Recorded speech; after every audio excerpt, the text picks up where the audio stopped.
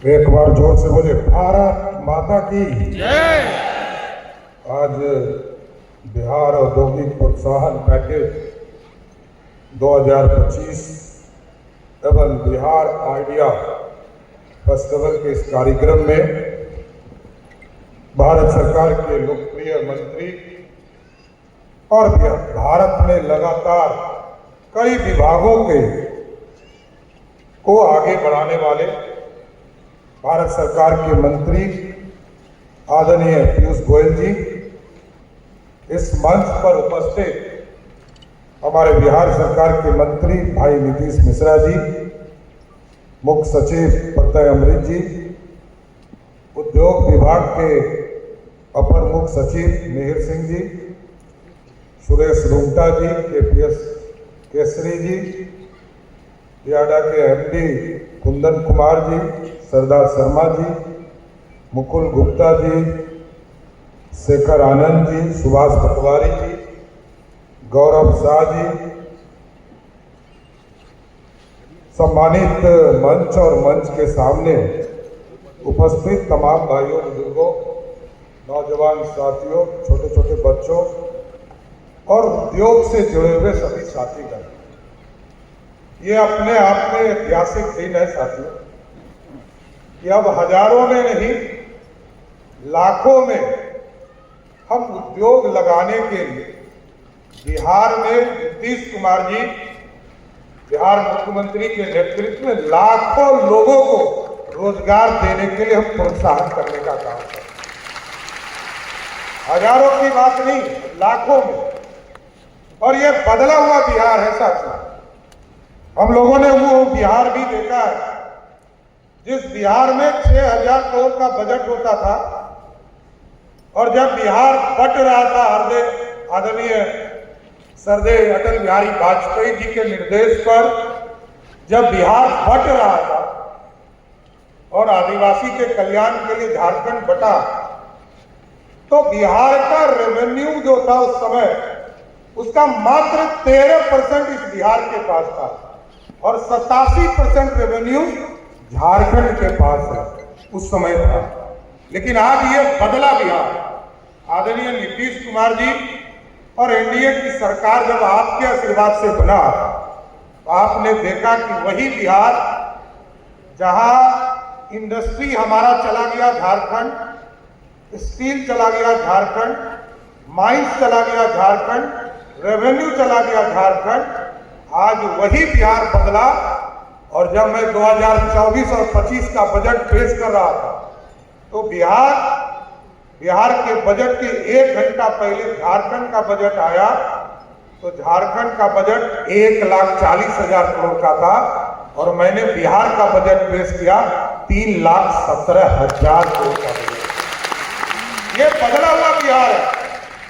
आज मैं गर्व से कह सकता हूं, इस देश में 4 तरह के रास्ते हैं सर, एयरवेज, रोडवेज, रेलवेज या वाटरवेज। आज मैं नरेंद्र मोदी जी के नेतृत्व में और बिहार के मुख्यमंत्री नीतीश कुमार के नेतृत्व में यह गर्व से कह सकता हूं कि पटना से हम बेगूसराय चलते थे तो 3 से 4 घंटा लगता था, आज हम बेगूसराय 1.5 घंटे में पहुंच रहे हैं। पटना से गया जी हम जाते थे तो 4 घंटा लगता था साथियों, आज मोदी जी और नीतीश जी के नेतृत्व में हम गया जी मात्र 1.5 घंटे और 1.25 घंटे में पहुंचने का काम कर रहे हैं। हम इंफ्रास्ट्रक्चर बदल चुके। आदरणीय पीयूष गोयल जी यहां पर है। 1970 के जमाने में बॉम्बे में मैरीन ड्राइव बना, हमारे यहाँ 2012 में हम लोगों ने शुरुआत की। यहाँ प्रत्यय जी बैठे हैं, यही पथ निर्माण के सेक्रेटरी थे और उस समय इसकी शुरुआत, क्योंकि हमारा राज्य गरीब था, आर्थिक रूप से हम कमजोर थे, हमारे पास कोई इंडस्ट्री नहीं था। झारखंड चला गया, धीरे धीरे चीजों को ऑर्गेनाइज किया गया। आज मैं गर्व से कह सकता हूं कि नीतीश कुमार जी और एनडीए की सरकार ने ऐसी व्यवस्था खड़ा किया, अपने संसाधन से किया, भारत सरकार के आदरणीय प्रधानमंत्री जी के सहयोग से किया। लेकिन आज मैं बता सकता हूं कि बिहार में, पटना में हम एक मैरीन ड्राइव हमने कंप्लीट कर लिया और लगभग 150 किलोमीटर का और मैरीन ड्राइव हम पूरे बिहार में बनाने का काम करें। दीघा से लेकर कोइलवर और मुंगेर से लेकर भागलपुर तक का एक्सप्रेसवे बनाओ। और जिस तरह पहले हमने अपने संसाधन से बनाए, इस बार हम लोगों ने उसको हैम मॉडल में लाया। बिहार में हैम मॉडल पर हम काम नहीं करते थे क्योंकि प्राइवेट इंडस्ट्रीज को हम नहीं ला पाते। इस बार हम लोगों ने 17,000 करोड़ रुपया का पूर्ण रूप से रोड में इन्वेस्टमेंट किया है और हमें भरोसा है कि अगले 3 वर्षों में ये 150 किलोमीटर भी हम गंगा के ऊपर पूरा एक्सप्रेसवे बनाने में सफल होंगे। और इंडस्ट्री के लिए तो सोचते ही नहीं थे। अभी आदरणीय पीयूष जी हिंदुस्तान के कुछ साथियों के साथ बैठे, लोगों ने कहा कि बिहार रिफॉर्म नहीं किया। मैंने कहा ये वो बिहार है जहां बाढ़ देखकर हम डर जाते थे, अपने पानी से नहीं, नेपाल के पानी से। आज नेपाल से निकलने वाली 7 बड़ी नदियां को हमने बांधा है। और मैं गर्व से कह सकता हूं कि जहां 2005 में और 2008 का याद कीजिए बाढ़, जब कोसी पूरा डूब गया था, पूरा पूर्णिया का इलाका डूब गया था, पूरा दरभंगा का इलाका डूब गया था, लगभग 14 से 15 जिले 1,92,000 क्यूसेक पानी नेपाल ने छोड़ा था और हम बिहार में पानी में हो गए थे। लेकिन आज बदला हुआ बिहार है, ये रिफॉर्म समझना पड़ेगा। दूसरे राज्यों को यह कठिनाई नहीं झेलना पड़ता। हमारे यहाँ नेपाल से पानी आता, आज तो देश में सब जगह बाढ़ आने लगा साथियों। अभी आप गुजरात में भी बाढ़ देख रहे हैं, आप राजस्थान में भी बाढ़ देख रहे हैं, अब तो दिल्ली में भी बाढ़ देख रहे हैं। लेकिन हम सदियों से बाढ़ देख रहे हैं। हम लोगों ने कोसी को बांधा, गंडक को बांधा और बागमती को बांधा और उससे 14 लाख हेक्टेयर जमीन सिंचाई युक्त बनाने का काम एनडीए की सरकार ने किया। और आज उत्तर बिहार में हम डरते नहीं है, हम इंडस्ट्री लगा रहे हैं। हमारे कई फैक्ट्री उत्तर बिहार में लग रहे हैं। इथेनॉल के लिए मैं प्रधानमंत्री जी को धन्यवाद देता हूं, क्योंकि हमारे यहाँ मक्का, गेहूं या हमारे यहाँ जो चावल है, इसका खुद ही हम लोग सब यूज करते हैं, जो टूटा हुआ चावल होता है, इसको भी अब इसको प्रोसेसिंग यूनिट में लाने का काम किया गया। जिस बिहार में इथेनॉल सोचते नहीं थे हम, जबकि 2008 में पॉलिसी हम लोगों ने बनाया बिहार में, लेकिन तत्काल सरकार ने रोक दिया। आदरणीय प्रधानमंत्री जी को धन्यवाद देता हूं कि उसमें मक्का को भी जोड़ा, बिहार को भी जोड़ा। और जिस बिहार में मक्का 1,000 रुपया क्विंटल भी नहीं मिलता था, आज के तारीख में 17 इथेनॉल प्लांट चालू होने के बाद बिहार में 2,500 रुपया क्विंटल सिर्फ मक्का बिकना शुरू हो गया। ये बदला हुआ बिहार है। और हम इंडस्ट्री के लिए नहीं सोचते थे, ये बात सही है। 2000 के पहले हम इंडस्ट्री पे सोचते भी नहीं थे, हम इंफ्रास्ट्रक्चर बनाने में लगे थे। रोड, बिजली, सड़क, पानी कैसे गांव-गांव पहुंचा दे, रोजगार पहुंचा दे। लेकिन हमें गर्व है कि आज मैं गर्व से कह सकता हूं कि आदरणीय अभी मिहिर जी ने हम लोगों को बताया कि कैसे हम लोगों ने इंडस्ट्रियल पॉलिसी बनाया। आदरणीय नीतीश कुमार जी के नेतृत्व में साफ तौर पर निर्देशित किया गया कि अब बिहार में इंडस्ट्री को फोकस करना है। और क्योंकि हम लोगों ने देखा कि पिछले 5 वर्षों में लगभग 40 लाख लोगों को रोजगार बिहार में दिया गया, तो हम लोगों ने इस बार फोकस किया कि 2025 से 30 हम लोग 1 करोड़ लोगों को सरकारी नौकरी और रोजगार देने का काम बिहार में करेंगे। इसलिए कई चीजों की व्यवस्था की। हम लघु उद्यमी योजना चला रहे हैं, उद्योग योजना के माध्यम से कई हम इंसेंटिव देने का काम कर रहे हैं। और जिस बिहार में लैंडलॉक स्टेट मानते थे, हम हजारों एकड़, हम लोगों ने प्लान किया कि अब जो हमारे यहाँ हाईवेज बन रहे, जो एक्सप्रेसवे बन रहे हैं, चाहे वो सिलीगुड़ी से लेकर गोरखपुर का हाईवे एक्सप्रेसवे हो, पटना से पूर्णिया का एक्सप्रेसवे हो, चाहे वो हल्दिया से रक्सौल का एक्सप्रेसवे हो, इन तमाम एक्सप्रेसवे पर यह कल्पना की गई कि अभी वहां जमीन सस्ता है। और आपको जानकर आश्चर्य होगा कि मधेपुरा में हम लोगों ने 600 एकड़ जमीन लिया और हमको वहां पर यदि कंफर्टेबल तौर पर मात्र 40 करोड़ रुपया में जमीन उपलब्ध हो रहा है। पूर्णिया में हमने लगभग 700 एकड़ जमीन लिया और मात्र 60 करोड़ रुपया में हमको जमीन उपलब्ध हो रहा है, क्योंकि हमको इंडस्ट्री पूरे बिहार में फैलाना। अभी हम लोग आग्रह कर रहे थे आदरणीय पीयूष जी से कि यहाँ पर हम लोगों को आदरणीय प्रधानमंत्री जी और निर्मला सीतारमण जी ने अपने बजट में बिहार में इंडस्ट्रियल कॉरिडोर दिया है, जिसको लगभग 1700 एकड़ में इंडस्ट्रियल कॉरिडोर हम लोग गया जी में बना रहे हैं। हम लोगों ने 1300 एकड़ जमीन और उसके लिए 3000 एकड़ जमीन उपलब्ध कराया। लेकिन मैं आग्रह करूंगा पीयूष जी से विशेष तौर पर कि एक इंडस्ट्रियल कॉरिडोर से हमको नहीं चलेगा। बिहार में 14 करोड़ आबादी है, यहाँ कम से कम 4-5 और इंडस्ट्रियल कॉरिडोर बिहार को दीजिए। यही आग्रह करूंगा कि प्रधानमंत्री जी का विशेष स्नेह मिला हम लोगों को पिछले 1.5 साल में, 2 साल में और पिछले 11 साल मैं गर्व से कहता हूं, मैं फाइनेंस मिनिस्टर भी हूं बिहार में।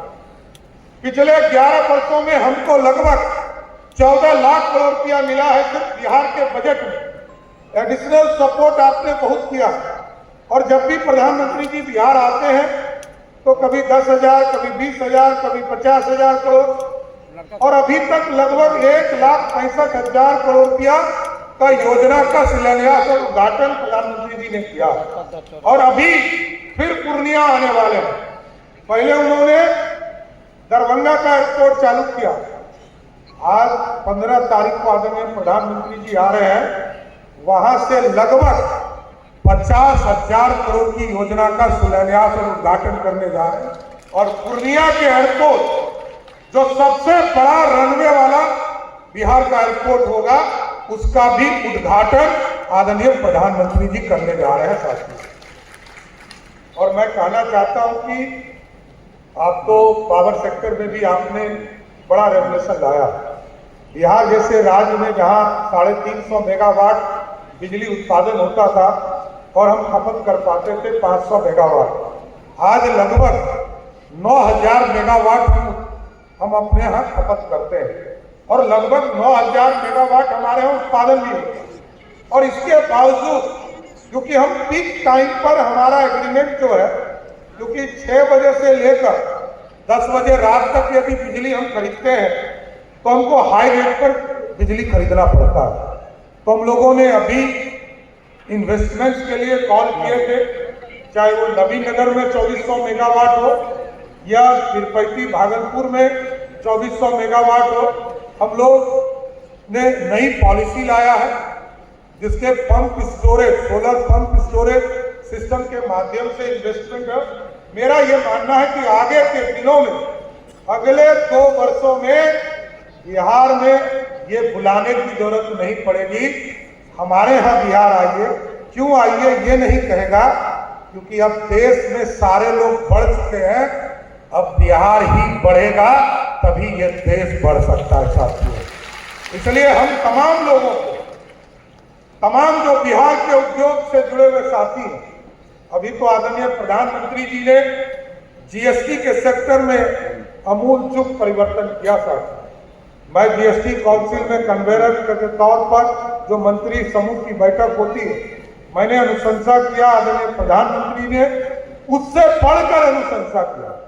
मैं तो 12% का स्लैब समाप्त करना चाहता था पीयूष जी, लेकिन आदरणीय प्रधानमंत्री जी का आया इस देश में स्वदेशी अभियान को बढ़ाना है, इसलिए 12 का स्लैब भी हटाओ और 28% के भी स्लैब को हटाकर देश में जीएसटी को कम करने का काम करो। और आज मैं कह सकता हूं, इस देश में पहले नारा था रोटी कपड़ा मकान। रोटी कपड़ा मकान पर टैक्स हमको देना पड़ता था अधिक। रोटी पर 5% टैक्स था, ब्रेड पर 12% टैक्स था और पराठा पे 18% टैक्स था। मोदी जी ने कहा इन तमाम सिस्टम्स को खत्म करो, रोटी किसी भी स्तर का हो उसको 0% टैक्स पर लाओ, और उसको लाने का काम मोदी जी की सरकार ने किया था। और मैं आज कह सकता हूं कि आज यदि स्वदेशी अभियान में आदरणीय प्रधानमंत्री जी ने रोटी कपड़ा के टेक्सटाइल के सेक्टर में आपने अच्छा काम किया, कई मेगा टेक्सटाइल पार्क भी इस देश में स्थापित किया। आज बिहार, क्योंकि बिहार में बुनकरों की अधिक आबादी, इस सेक्टर में भी हम काम कर रहे हैं। तो जहां हमको टैक्स अधिक देना पड़ता था कपड़ा पे, उसको भी घटाने का काम किया। और जहां हम 1000 रुपया पर अप्रैल जो बनकर तैयार होता था कपड़ा, उस पर 1000 रुपया के ऊपर टैक्स देना पड़ता था, 12%, 18%, उसको भी घटाकर अब 2500 रुपया तक का कोई भी सामान कपड़ा खरीदिएगा तो वो 18% से कम 5% टैक्स देना पड़ेगा। और घर हम बनाते हैं तो सीमेंट की जरूरत पड़ती है। देश में अब सोचिए कि मोदी जी को कितना लॉस हो रहा हो। मोदी जी की सरकार को लगभग 93,000 करोड़ रुपया का लॉस है, लेकिन मोदी जी ने कहा इस देश में स्वदेशी अभियान चलाना है, भारत के लोगों को भारत के चीजों को पहनने और यूज करने की जरूरत है। इसलिए पूरे टैक्स को यदि 93,000 करोड़ के लॉस को भी सहना पड़े तो पूरा भारत सहेगा, लेकिन इस देश में आम लोगों को उद्योग से जोड़ने का काम किया जाए। इसलिए साथियों, मैं बिहार सरकार के औद्योगिक निवेश प्रोत्साहन पैकेज के लिए पूरी टीम को, नीतीश मिश्रा जी और पूरी टीम को, आदरणीय मुख्यमंत्री जी भी आना चाहते थे, उनका एक कार्यक्रम लगा हुआ था, लेकिन मुख्यमंत्री जी का साफ तौर पर निर्देश है कि उद्योग बढ़ाना। और इसलिए आज पिछले दिनों आपने देखा कि मुख्यमंत्री जी ने जीविका के ऊपर बहुत काम किया। लगभग 56,000 करोड़ रुपया का मार्केट हमारा जीविका दीदियों के माध्यम से है। हम लोगों ने इसलिए महिलाओं को सीधे से जोड़ने का काम किया है और टारगेट किया है कि 2,70,00,000 महिला परिवार है पूरे बिहार में। 2,70,00,000 महिलाओं को हम जीविका से जोड़कर उनको 2 लाख रुपया और 10,000 रुपया तुरंत देकर उनको उद्योग के सेक्टर में सीधा जोड़कर महिलाओं को आगे लाने का काम करेंगे साथ। इसलिए मैं उद्योग विभाग की पूरी टीम को फिर से बधाई और धन्यवाद देता हूं कि लगातार बिहार में उद्योग के सेक्टर में बढ़ावा कराते रहिए और उद्योग बिहार की पहचान बने। देश में उद्योग आगे बढ़ चुका है। हम अपने बिहार में हम उद्योग को और बढ़ाकर बिहार को आर्थिक रूप से समृद्ध करें। बिहार की समृद्धि देश की समृद्धि होगा, तभी देश बढ़ पाएगा। इसलिए तमाम उद्योग जगत से जुड़े हुए साथियों को मैं फिर से बधाई और धन्यवाद देते हुए अपनी बातों को विराम देता हूँ। बहुत बहुत धन्यवाद।